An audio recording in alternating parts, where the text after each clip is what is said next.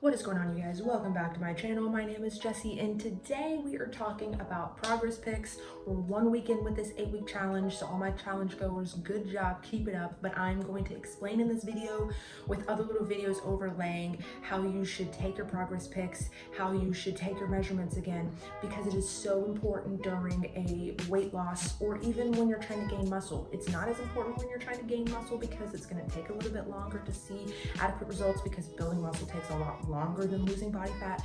But when you are losing body fat or you're trying to lose weight, you're just trying to cut and make progress, the scale isn't your only indicator to lose weight, and you can't just rely on the scale to tell you yes, you're doing good. Why? Because there's so many things that cause the scale to go up. Like right now, and I'll explain and we'll go in depth, but I'm on my menstrual cycle, and typically when women are on their periods, they hold water weight and they feel bloated and constipated and gross, and it just makes the scale go up. So other things are like sore muscles. You gotta go to the bathroom. Maybe you're having I have digestive flare-ups all the time because I just, I'm still healing my gut. You could have ate a high sodium meal the night before. You could have ate later the night before and you haven't had as much time to digest everything. You could have drank less water yesterday. There's so many different things that can cause. Maybe you're super stressed and your body's just really holding on to everything. And it's not that you're holding on to body fat. It could just be so many different factors, from holding on to water weight to sore muscles that cause inflammation. If you're stressed, you could be inflamed. So just don't rely on the scale. And that is why I'm here to show you that I'm taking my measurements again. I'm taking my videos. It's so important. First thing when you wake up, go to the bathroom if you gotta go, and then, weigh yourself and take your measurements. I only do measurements once a week, and I do progress pics once a week, but I weigh myself every day. The reason why I weigh myself every day, just like I explained, when the scale fluctuates, it can fluctuate day by day. So if you took your weight on a Monday and then you wait a whole week and you take your weight on another Monday, the scale, what if it doesn't go down? What if it went up? You don't know if it's because of all the factors that I explained, or if it's because you actually gained weight.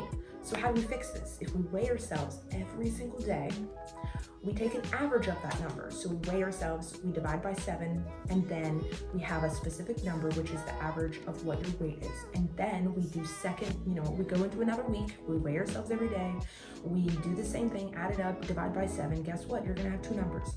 And those are the average of week 1 and week 2. And if those numbers are going down, trending downward, then yes, you're losing weight. If they're staying the same, we need to make some adjustments. But I don't make adjustments until about 3 to 4 weeks in, because you don't really know how your program is doing until you've been 3 to 4 weeks in. 2 weeks is still hard to judge. So with that being said, that is why I weigh myself every day upon awakening, first thing in the morning, nothing in my stomach, because if you weigh yourself when you have food in your stomach or when you drank water, yeah, the scale's gonna go up because you just put stuff in your body that weighs, right? So that's why it's so important just to do it on an empty stomach every single time of the day. Try to get the same angle, the same lighting as much as possible, so there's no misconstrued information from looking at the videos, right? And then when it comes to measurements, just do the same measurements just like you did and write them down. And so, the scale, what if the scale goes up but your measurements go down? What does that mean? And basically that means exactly what we want it to mean. It's not a bad thing. Once again, the scale is not your only form of progress. So if you're losing inches but the scale is going up, that means you're putting on lean muscle tissue and you're losing body fat at the same time. Your body recomping, and that is something that everybody wants to achieve. So if you're new at weightlifting and you're trying to start dieting at the same time, you could be having what's called newbie gains, and that means your muscles are more susceptible at building muscle because it's never been ripped and trained and recovered and rebuilt. So it's going to be more susceptible to want to let this happen just because it's never done it before. It's like a shock to your body. And so it's not impossible for people who maybe have tried doing this whole dieting and lifting thing, but if you have decided to start training differently, like you're focusing more on strength, you're utilizing progressive overload, you're actually going to failure in your lifts, which in my program, that's what I preach, and I want you to do, is to go to failure and to practice progressive overload, because it's not impossible to build muscle while you are also losing weight. It just means that To do this, you have to focus on that progressive overload. You have to make sure that last rep, every single set that you do is going to failure. And if it's not, you need to go to the next heavier weight and try that. And then you have to make sure you also are having adequate amounts of protein. And this is kind of the recipe to build muscle and lose fat by being also in a caloric deficit, but not a big one, just a slight. That's why I get people to figure out their maintenance calories. You know, they have to get their basal metabolic rate first, multiply it by their specific activity level, then you get a maintenance amount of calories, and then you subtract 200 to 300. So we are not going to subtract like a huge obscene amount to bring you down to 1200, because that's where you start getting into the unhealthy range, and that's where your body will start not only burning fat, but it'll burn muscle too. And we want to minimize as much muscle mass burnt off as possible. So that's why it's so important to eat adequate protein, make sure your deficit's not too large, and you also are lifting and practicing that progressive overload and not forgetting about strength. And so when we go into a cutting phase, you just got to understand that, you know, you have to take progress pics, because you are going to understand that when you look at week 1 and you look at week 4 and you're feeling like, I'm not seeing progress, what is this? And you're staring at your body every single day, hoping for change, seeing the same physique in the mirror every single day, it's going to be really hard to notice a change because you're hyper focusing on this thing. It's like watching a pot of water boil.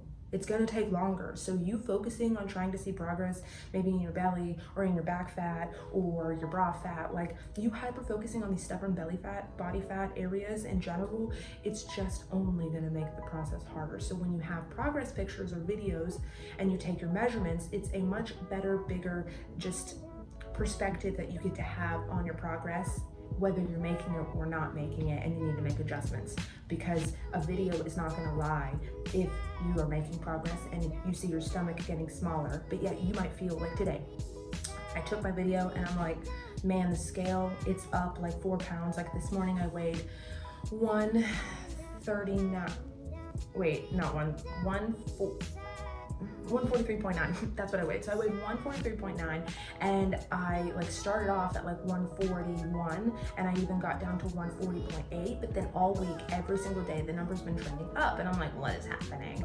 But I knew that my boobs were getting sore, and I knew that my menstrual cycle was going to happen, so I just kind of let it happen, understood that it was going to happen, understand as a woman it's going to happen, and that it's just a part of the month, and then you can look forward to it every single month. Around this period of time, you're gonna have a spike, but it's not fat gain, it's just water weight. So don't be alarmed at it. It's okay that it happens. But anyway, so I took my video and I'm just like, I don't feel that great. I feel bloated and gross. The scale's a lot higher. But I took my measurements and I took the video, and I noticed that my belly went down 1/2 inch. I think my waist, wait, let me get it. I think my waist went down, it's at 30, so my waist, the smallest part of my waist went down 1/2 inch, and my belly went down 1/2 inch. I'm pretty sure that's exactly what happened. Because it says I lost 1.25, and I'm like, how do I lose my boobs, they went down a little bit too, so, which is mainly my back. And that's like why you measure this, because yes, you're gonna lose some boobs whenever you lose weight, but you're also gonna lose, like me, I hold fat in my back.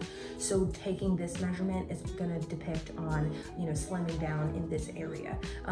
But that's my tidbit on why progress pictures and videos and measurements are also forms of progress, or to depict your progress. So don't get stuck on the scale so much. So that's basically my video for the day. So I just wanted to tell you that, you know, weighing yourself every single day, if it brings you anxiety, then don't do it. It's okay. Just understand that if the number isn't what you want to see, or it goes up a little bit, it's not automatically fat gain, and that your measurements and your progress videos or progress pictures are going to be your biggest factor into if what you're doing is working.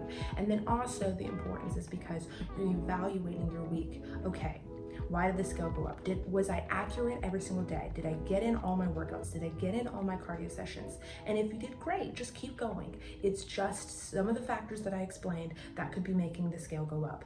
But if you know, you evaluate your week, I went over my macros a couple times, I skipped out on one of the cardio sessions, then you know, you didn't complete everything that you were supposed to complete. So you have a new week, a new fresh week to start, you know, checking off everything and saying, okay, I'm gonna set my intentions to get everything done that I need to get done, and you'll do it. And if you don't take videos and you don't take progress pics and you just focus on the number on the scale, you're gonna get discouraged. You're gonna say, the scale's not going down. I don't understand what's happening. I feel gross today. I'm puffy and bloated. I don't feel like I'm making progress. I don't know what's going on. And then eventually you're just gonna give up.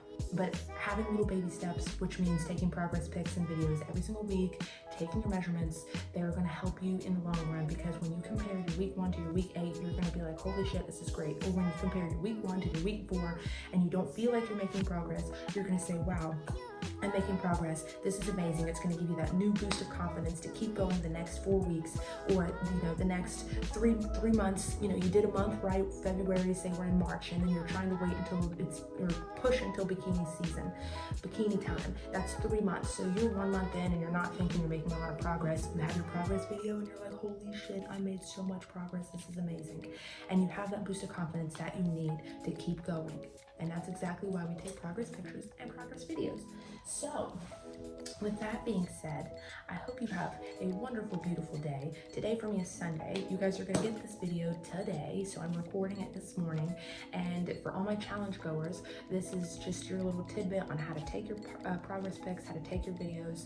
You can keep them to yourselves in a little folder, or you know, a little file on your computer if you want, and just utilize these every week and then compare them. Don't forget, compare your progress pics, because you might feel gross one day, but if you compare them, you're gonna see a world of a difference.